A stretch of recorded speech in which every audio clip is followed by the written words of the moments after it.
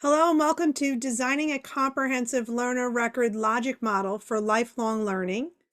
Today is Monday, October 4th, 2021, and it is just 3 o'clock Eastern. We're going to hold for a second because we know folks might be coming in from a previous session. We're so proud to be part of IMS Global's Learning Impact Conference this year. So we're excited to welcome you here and members of Aphis Academy who are also taking part in today's event. We'll be with you in about a minute.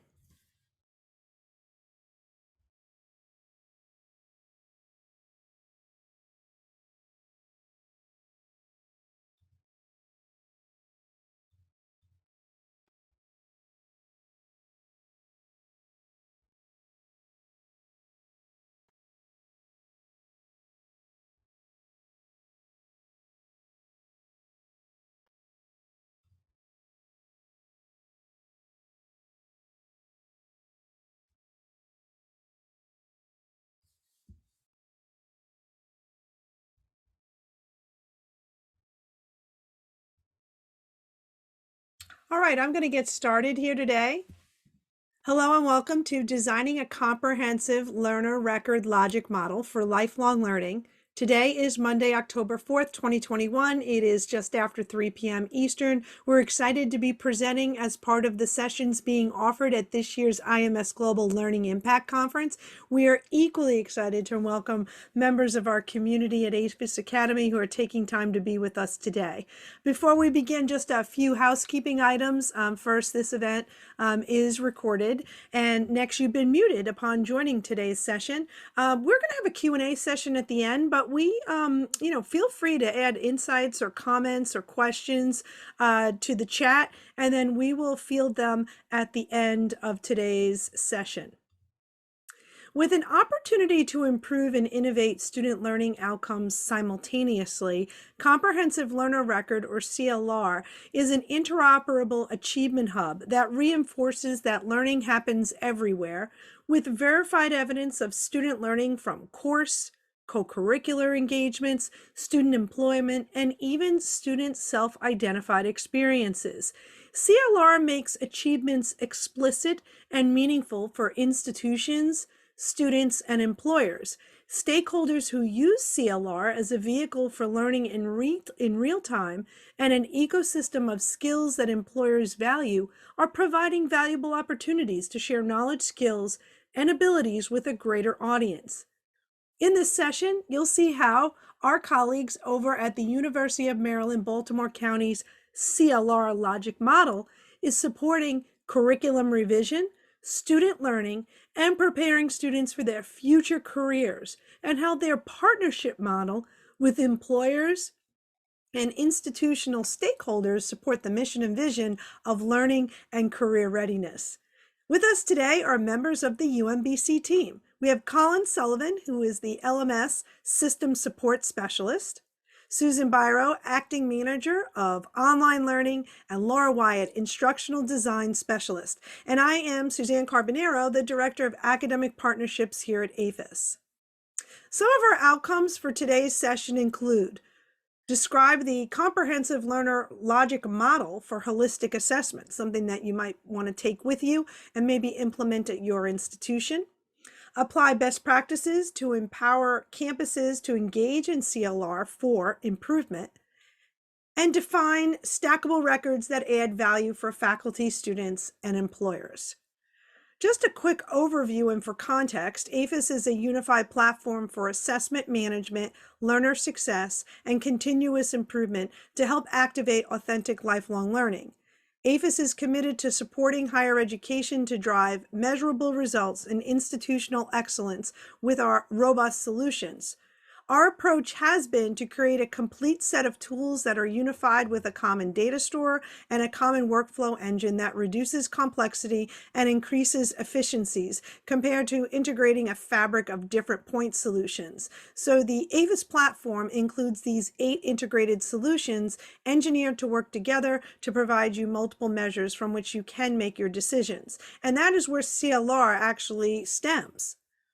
So some of the challenges that folks that we work with in higher education and even out in the employer space are sort of thinking about, how do we measure student learning outcomes? How do we know that these outcomes are verifiable? Like, do they belong as part of a robust assessment process that might be happening at a higher ed institution? And how can we track progress across a curriculum when a student enters a curriculum and is completing coursework or co-curricular experiences? How can we track where they are, where they might need help, where they might want to add some additional value to their degree or certificate program?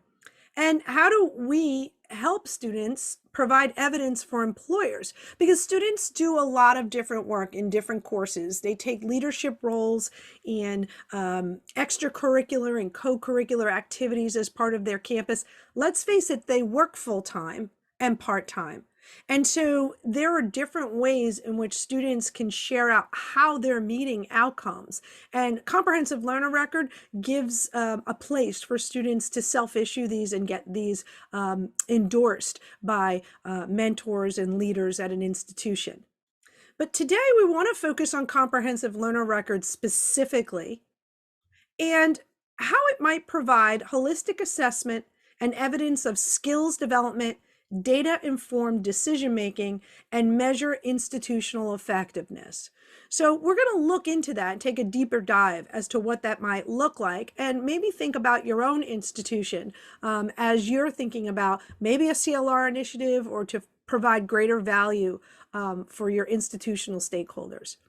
Under the hood, the Aphis CLR and academic value chain looks like this.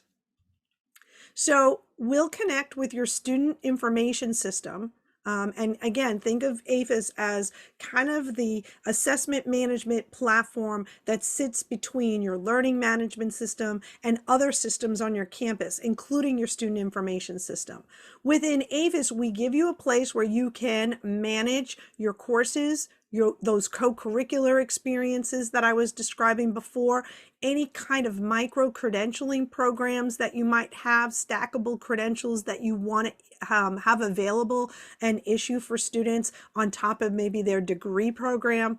We give you a place to manage your outcomes, to keep those up to date, any kinds of rubrics that you might be using. We do have a rubric library which you can draw from, and then your assessments, which are coming from, all different parts of a student's life cycle. Think of if you follow the orange, you mapping everything. So mapping items for sustainability purposes and historically going back and doing longitudinal reporting on how students are performing on these outcomes. So that's where the program mapping and alignment sort of come in.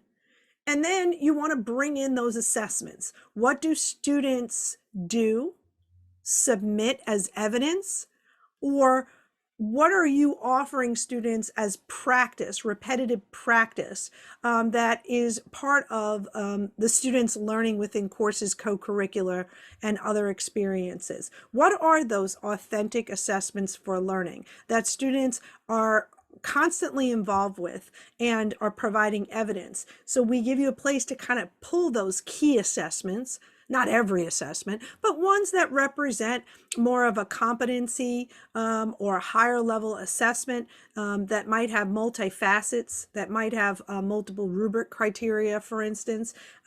We give you a place to kind of bring that together. And if it's living in your LMS, Aphis as an interoperable member, or as a member of IMS Global, and really with a high belief in interoperability, will connect to your LMS and make that easy for you.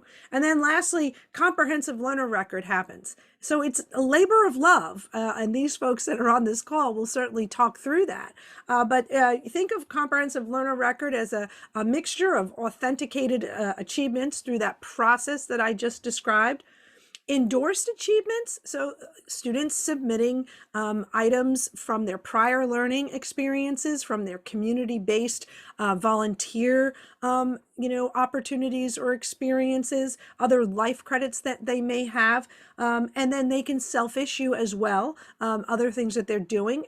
If they are, let's say, taking an internship and it's not necessarily part of their program at their institution, they could upload that as a self-issued, and that would be part of the record as well. And then this information through the CLR standard can be pushed out to other career platforms, social media sites, and whatnot. The beauty of this is portability as well as verifiability. So this is not subjective. This is students going through programs with you and this being verified as accomplishments or achievements throughout. And CLR is real time as well. So what is a comprehensive logic model? Well, there needs to be a process and flow for how assessment is collected. And therefore, initiatives that involve this data collection need to have a logic model to ensure the purpose and scope of CLR at your institution. So when you think about this, it really comes down to finding the administrative resources and political capital to reach appreciative levels of scaled practices, along with sustainability of resources over time. They're often the result of having sufficient evidence to make the case. So what you're doing with your logic model is making the case that the time and investment is worth it, the juice is worth the squeeze, that these resources are going to become part of your sustainable efforts towards institutional effectiveness, program advancement, and providing students a clear return on their investment. And this follows some of the best practices sort of out there by Ashley Finley, who's also part of AAC&U and recently wrote an occasional paper. Actually, it's a couple of years ago, but it still obviously is relevant, and it's kind of what's vetting this logic model approach. So what does it look like? Comprehensive learner record, and based on Finley's work, this is a CLR logic model that UMBC and other institutions are engaging in CLR, using as a foundation for their initiative. So let's take a look at this. So we have an impact, the mission and vision of why we are actually doing this, right? It's CLR is not a fancy e-portfolio. CLR is an initiative that could have tremendous impact on stakeholders, such as your faculty, your students, your institution. And so we need to be in alignment with why we're doing this. Then what are some of the outcomes? I mean, this isn't going to happen overnight. So what are some of the short-term, immediate term, and long-term outcomes to what success might look like? Are you piloting this? Are you picking some programs where this makes sense and have those all be champions for future success at your institution? What kinds of activities are going to be part of a CLR? And where will these activities come from? Who will take part in those activities? I know at UMBC, every student has the ability to take part in these stackable credential programs that they're going to discuss, which is part of I think the attractiveness of how they're actually rolling this out and where they are in their process. So these are co-curricular activities. These are experiential learning activities. And this also does involve faculty employers. Partnership with employers and faculty are key to this. So lastly, what are some of the resources that are needed? Human capital and obviously software, but also time that needs to be put forth and dedicated to this. And speaking of time, I'm going to turn this over to Colin, who will take it from here. Colin? Yeah, thanks, Suzanne. So before we go too much further, I do want to provide some context background on our institution, the University of Maryland, Baltimore County. So UMBC was founded in 1966, and it's the youngest institution of the University System of Maryland, or USM. So we self-identify as a mid-sized institution with a substantial commuter and non-traditional student population, especially in comparison to our fellow 11 institutions within the system. So we offer about 48 undergrad programs, 36 master's, 24 doctoral programs, and 17 graduate certificates. And not mentioned here, we have well over 150 active student organizations, dozens of service learning and career practicums and internships offered through our Career Center, Center for Democracy and Civic Life, and Shriver Center. And as of fall 2020, we had about 14,000 full-time students and over 900 individuals on faculty. So now let me transition just a little bit into what originally got us into this space.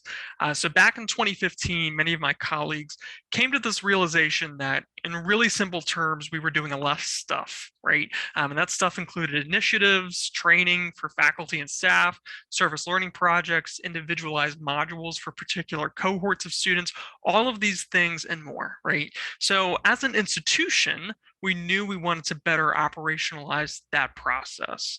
We were really on the cutting edge thinking about how could we formulate a process around that, as we weren't really seeing those efforts at other institutions at that time. So while there were a lot of pillars to what would become our micro-credentialing effort, I really want to focus on just two outcomes that we would invest a lot of time and energy on, that we had a lot of support from our university's leadership to make this effort come to fruition. So the questions that we needed to ask of those programs and initiatives really came down to what knowledge, skills, or abilities are participants acquiring upon completion? That question required us to better work on having more reflective learning outcomes and objectives that ensure there was also an assessment measurement tool in place to evaluate if a learning outcome was met. So in short, do the learning assessments align with the learning outcomes? And the second question that we asked was how can participants share those KSAs they've gained from a program or initiatives? And even this question can get a little more weedy from the institutional perspective too. So while we can do things like transcript notations, one, we know that learning in KSAs can be acquired by everyone in our community, students, faculty, and staff. Two, we know that our community members want the immediacy to share their accomplished KSAs, and maybe transcript notations can't afford that opportunity as well as we'd like. And finally, three, if we know that we can assign metadata to achieve KSAs institutionally, we'll be able to analyze more interesting trends. Does this competency impact time to degree completion, or does that competency impact long-term career trajectory? So again, in short, how can learners share those achievements? And again, I just want to summarize that after we did this reflection, the reality was that we were already doing a lot of what we would call skills-based learning across the institution. We just may not have been calling it that. So when we were able to start identifying those programs that were skills-based learning, it afforded us to create an initial micro-credentialing and badging workflow, which then in turn turned into our work with GWP, which my colleagues will talk about in a moment. So again, none of this would have been possible without the foresight of our leadership and the support that staff had to pursue these efforts. So as we share our story, hopefully you'll hear that we underwent an iterative process to get to where we're at today. I do want to talk about our badging workflow to better reflect on the process of tracking a program, module, or training into a verifiable achievement. My colleagues and I have talked about this more in depth and in detail in a few spaces, including on Aphis Academy, but at any rate, we really broke down our badging workflow into 6 steps. We have a marketing and outreach campaign underway for the different badges that we currently have offered on campus. So offices know that it's a thing that we're doing. So the first step is having either campus partners reach out to our office to begin the process, or we may even find partners on campus and say, hey, we think you have a great program that produces verifiable achievements for learners. We'd love to help you out. After we have that initial conversation, we form the badge team. And this is where we identify that the content owner or that issuing office, the technical owner, which is usually someone within our office, and then a visual owner who is someone that's going to actually design the badge. Again, usually someone from our Office of Instructional Technology. The third step is collecting metadata. So that's name, description, learning outcomes that will be met, evidence, assessment type, minimum requirements to meet the badge standards, all of that information. So once we have that administrative work prepared, we start moving into distribution. So at UMBC, we have guidelines and style standards that govern what our badges can look like, including that we use proper institutional logos and iconography. In step 5, we ask the badge team to outline how and when earners will receive their badge and where they can share it to, like on their social media platforms. And finally, the content owner shares a list of individuals that have earned their badges, and we will issue the badge. Currently, that process is being done through Credly, but in the coming months, we plan to transition it within Aphis. So we have a really solid workflow from start to finish of how we've defined learning outcomes, designed learning assessments, and ultimately awarded badges so that learners can demonstrate their mastery. So designing this workflow really set the stage for our work with the Greater Washington Partnership and made the implementation of the CLR the logical next step in this process. So I want to go ahead and hand the deck over to my colleague Susan to introduce us a bit to the Greater Washington Partnership. Great, Colin. Thank you very much. So the Greater Washington Partnership. This is a civic alliance of leading employers who are committed to making the capital region, and we're talking about Baltimore to Richmond, Virginia here, the most inclusive economy in the nation. The underlying goal of GWP is to advance inclusive growth across the capital region. And so 3 years ago, it was this partnership that formed the collaborative of leaders in academia and business, which is referred to as Capital COLab. And COLab's work is driving solutions that help prepare more learners for the in-demand digital tech roles in our region. So the vision here is to make the capital region the most diverse digital tech workforce in the country. So how do we do this? Well, we partner with employers and educators to build digital tech pathways that prioritize the equitable access to in-demand industry-aligned skills. So as a Capital COLab university partner, UMBC is able to issue digital micro-credentials to students who have demonstrated the knowledge, skills, and abilities that are associated with these tech skills that are most in demand. So specifically for our 2020 pilot, we were able to leverage UMBC faculty, subject matter experts, to help us build out these 6 digital generalist competencies, and we mapped the competency KSAs provided by the GWP to the relevant UMBC graduate coursework. And you'll see here from this list, we derive these mostly from data science, computer science, and a little bit of cybersecurity. For our spring 2021 pilot, we've seen 28 students complete one or more of these 6 competencies and go on to receive a digital tech credential badge. So now my colleague Laura will take you through the mapping process that supported both of these pilot build-outs. Great, thank you so much, Susan. All right, so in order to determine where we begin, our initial efforts circled around identifying similarities and overlap between the Greater Washington Partnership knowledge, skills, and abilities that Susan highlighted a moment ago, and UMBC's Data Science Master's Program, course outcomes and objectives from the several core courses. The digital generalist KSAs are foundational and cover topics that are considered introductory, which initially presented a challenge in mapping those up to the master's level outcomes, which, as you can imagine, are deeper in context and higher up within the Bloom's taxonomy. But this initial step also assisted in identifying those subject matter experts to assist us in the curation of content, topics, and eventually assessments. To conceptualize the alignment between and across the GWP and data science program, I created a map using this tool MindNode. Traditional mappings and spreadsheet-like tools would have been difficult to visually see where all of these KSAs touch. The image here is commonly known by our instructional technology team as the spaghetti map. To briefly describe how this illustrates those connections, the 6 GWP digital generalist competencies and their respective KSAs are in the innermost part of this map, 3 on each side. On the outskirts are those data science master's courses and their respective outcomes or objectives, and the lines represent the connections between the two. In the zoomed in section, you can see how Competency 5, Data Ethics, and UMBC's Data Ethics identify many areas of overlap, and that was the low-hanging fruit we began with. In addition to the strong alignment, the Data Ethics competency contains 6 KSAs that were in that knowledge category and was positioned nicely to develop self-paced, auto-graded assessments that targeted knowledge and comprehension levels. As we lined up the faculty subject matter experts, the instructional designer developed a standardized structure for each digital generalist competency module, utilizing the Quality Matters framework and best practices for storyboarding to organize or compartmentalize the KSAs in a way that made sense.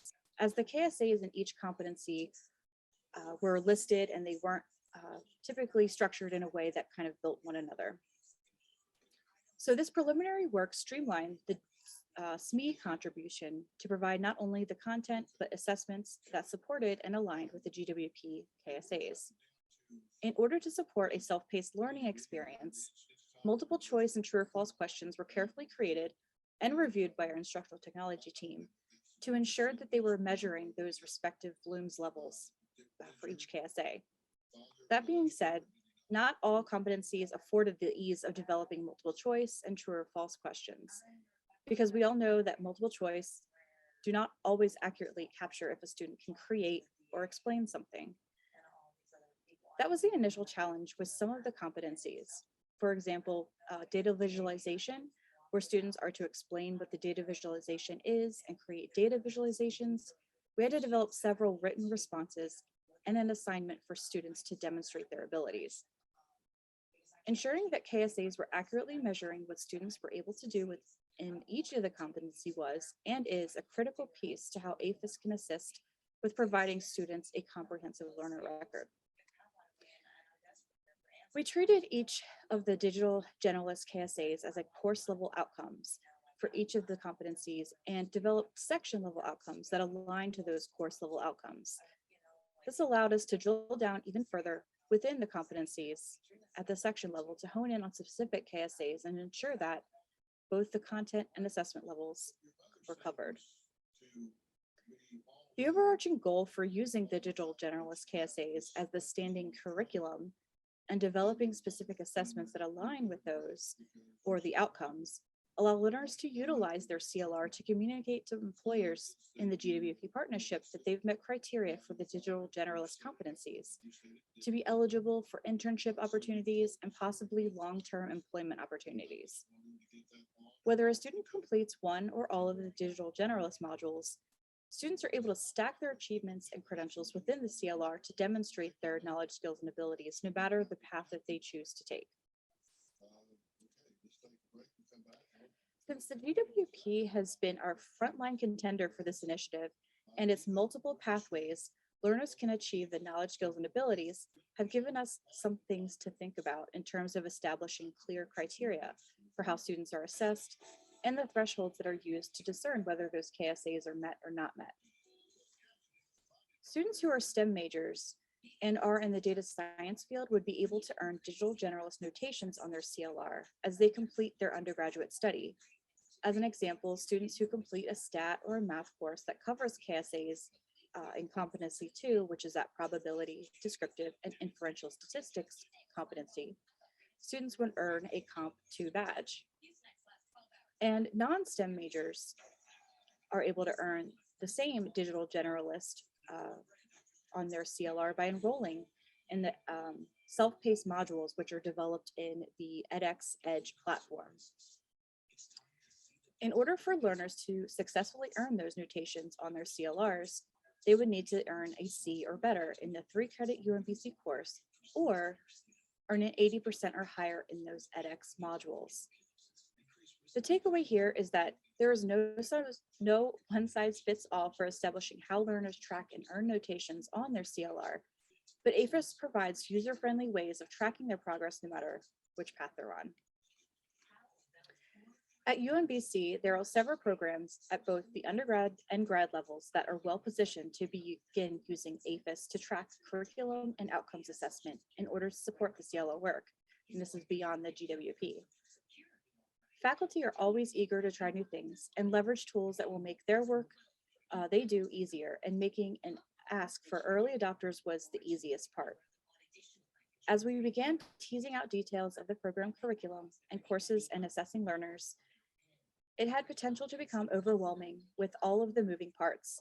And that's when we realized we needed to take a step back and break it down further for faculty, as it had potential to quickly become overwhelming. Focusing on those smaller components, for example, only the course level outcomes and stages and phases, made the process a little bit more digestible. One thing to add that is important to this is factoring in end goals or long-term outcomes for how Aphis will support and strengthen faculty experience and learner success.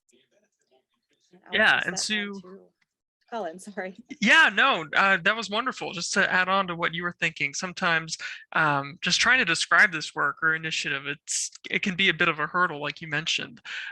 So it's great to be able to have an example at the ready, so we can demonstrate this to potential partners.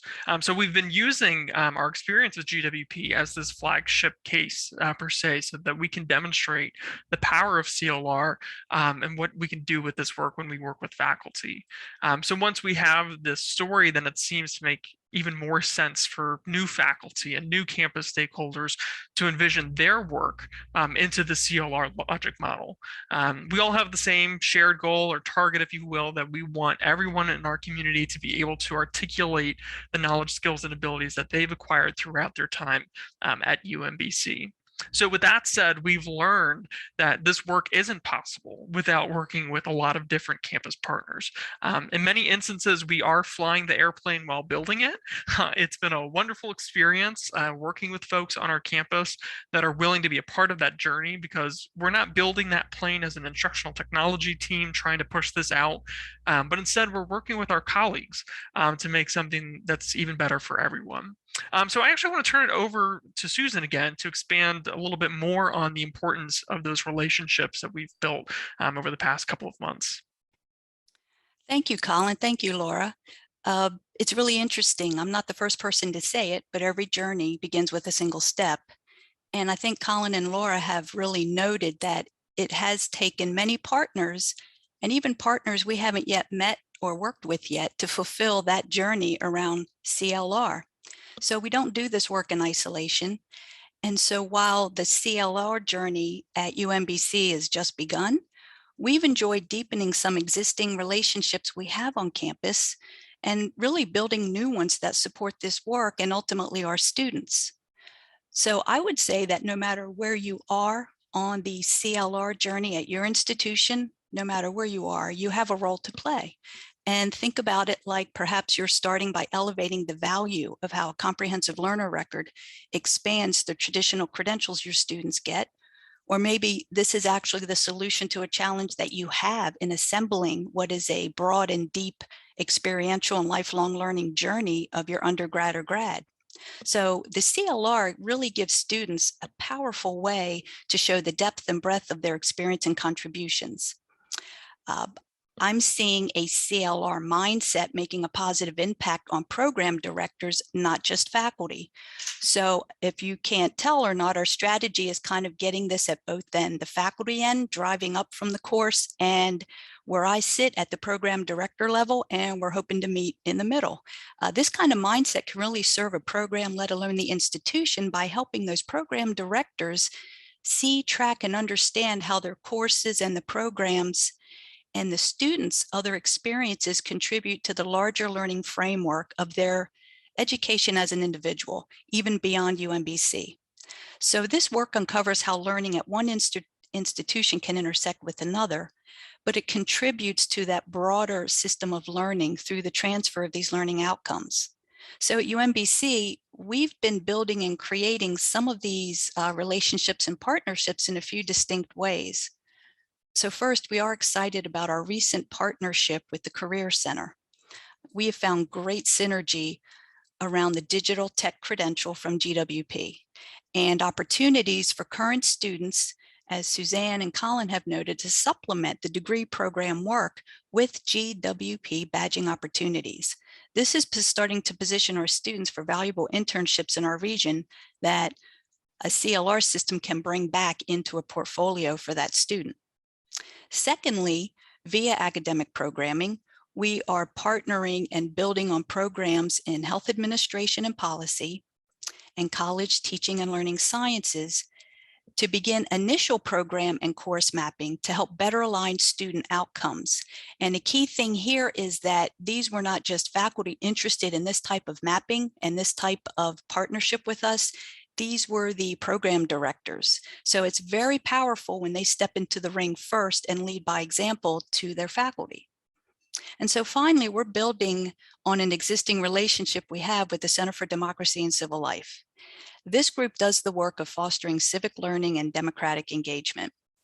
So the center provides powerful co-curricular and experiential learning opportunities. And these are important achievements to our students as they continue learning and growing beyond UMBC. So all that to say, I want to turn it back over to Colin and Laura. They're going to round out this logic model for us and some next steps. Yeah, thanks, Susan. So I just want to bring up that CLR logic model that Suzanne brought up earlier in the slide deck. So hopefully we shared what this process has looked like for us so far, particularly with the GWP program and where we hope to go with additional programs. So we've had this vision set forth by institutional leadership, higher education, and regional employers and collaborators. We knew the outcomes and competencies that students needed. We created the modules and learning activities that needed to be supplement so that students could earn them to be included on their CLR. And we've invested a significant amount of time working with subject matter experts, other partners, so that these modules would meet the needed outcomes. So I think it's worth mentioning that as we are moving forward, sharing the impact of CLR with stakeholders cannot be understated. When we work with partners that Susan was talking about, and as we plan on expanding these efforts, as we build out an even more robust CLR for our community, sharing that vision of what this can do for all of our learners in our community, that's where we find this buy-in from faculty, staff, and stakeholders. So we get excited about these opportunities that it affords for everyone, and everything else just seems to fall into place over time. Yeah, Colin is absolutely right. Maintaining the focus, both short and long term, will likely be a moving target and will continue to be a moving target. And our approach of untangling the conceptual pieces has us maintaining focus around two key areas that continue to pose a challenge in education as we know it now, which, grounding that CLR this way has helped us make the pitch for, we see a problem and this is how we, the CLR, can help solve it. One issue or trend is being that traditional transcript, the one where it lists the courses and letter grades. Itemizing outcomes based on specific knowledge, skills, and abilities benefits the student in that they're able to articulate what it is they learned and how it can help their professional and career goals. It's difficult for students to really identify and explain what they've learned 3 semesters ago, both academically or outside of class. But nailing down specific objectives and outcomes, what it is they've done using that CLR, gives students a clear picture of what they've done and offers opportunities for talking points during an interview process and landing, a desired or dream job. And as mentioned earlier, but it's very important to mention again, the CLR provides students that stackable record for demonstrating those knowledge, skills, and abilities, both inside and outside of the classroom. And again, it's expansive on that traditional transcript. Secondly, the CLR's potential to serve faculty and beyond in establishing robust courses and programs and identifying areas of redundant, misaligned, or deficient outcomes and assessments is a nearly intangible thing. Moreover, the ability for faculty to capture curriculum mapping and assessing effectiveness of courses and programs usually is done in antiquated ways and very personalized by department.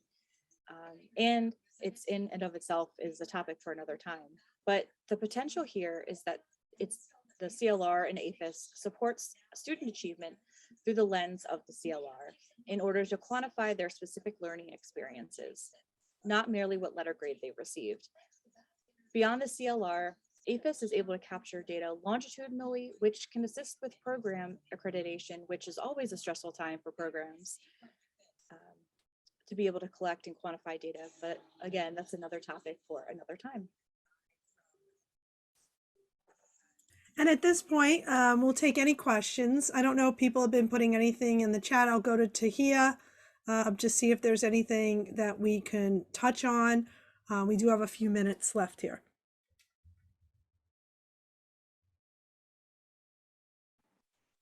We do actually have one question. It came in on the CVent platform. Okay. Hold on while I pull it up. The question was, where in this process do you build assessments? Mm-hmm. That's a great question. And you're building them all the way through. So I know that Laura talked about assessments in the edX modules for students. So students that aren't necessarily enrolled in a degree program, pretend that you are enrolled in a degree for psychology, and you also want to add on the digital generalists as a certificate, or maybe pieces of it as micro badges to, elevate what it is you're doing in psychology. A student would take those modules specific to that, or aligned specifically to that area of the digital generalist badge. So the micro credential, one of those 6 that I believe it was Susan who talked about a little while ago. And then they would be taking an assessment that was associated with that, or assessments. Those are the assessments that are scored, and then they become part of the CLR package. The student that's taking the, a degree program, that they were actually taking the course in statistics or data visualization, they would have several assessments that would be part of what their course is. But again, there are just specific key assessments that are part of the CLR that would be associated with the badge. The beautiful part of it is the badge has the metadata of when and how the student has completed with proficiency that particular skill, or what that badge is associated with. And I'll ask the team at UMBC to explain further, but that's like from the Aphis perspective. We're pulling that data from the learning management system, or within Aphis itself through the edX modules. And then the badge will eventually be issued in Aphis. It's currently being issued elsewhere. And when that does come in, the student can see the badge. They get notified that the badge is on their CLR, and they can see the information associated. Okay, I completed these assessments that at this level, which now gave me this badge, and I can move on to the next, or wherever they want to go. The beauty of it is that every student has an opportunity to take these at any time in their lifelong learning at UMBC. And feel free to add to that. Yeah, I actually had one thought, and it's been interesting working with our partners that are in co-curricular and extracurricular spaces when we start having these conversations, that they're also thinking that maybe there needs to be some kind of summative assessment. And that's difficult because, particularly in co-curricular and experiential learning spaces, learning's happening all the time, right? So it's difficult to be able to say, this is that moment that you met X outcome, right? And that's kind of the beauty of this project that we're working on, is that we can get students to kind of pause and reflect on those moments, and then look at, at the end of some kind of experience, did you learn this, right? Because then we can issue a badge, and it can have that metadata associated with it, and you can use it and talk about it. So it's a continual process, and it doesn't need to just kind of be a one all be all, but instead we can look at this as a stackable project. Colin, thank you for saying that. I also wanted to mention here, and these digital generalist competencies, these are vetted by the Greater Washington Partnership, which does include employers in the region, as Susan had described before. And so these are the specific areas or competencies that employers are looking for evidence to demonstrate that the students can do these things upon coming to work at, let's say, Deloitte and Touche, or one of the other employers that are in the region. So these are, I think that, the beauty of this work, this mapping, where they're actually going through the outcome mapping, what achievements are where, and connecting those are all based on the framework that GWP has put forth, and UMBC has aligned their curriculum to. And so this was why this makes this even more powerful for students.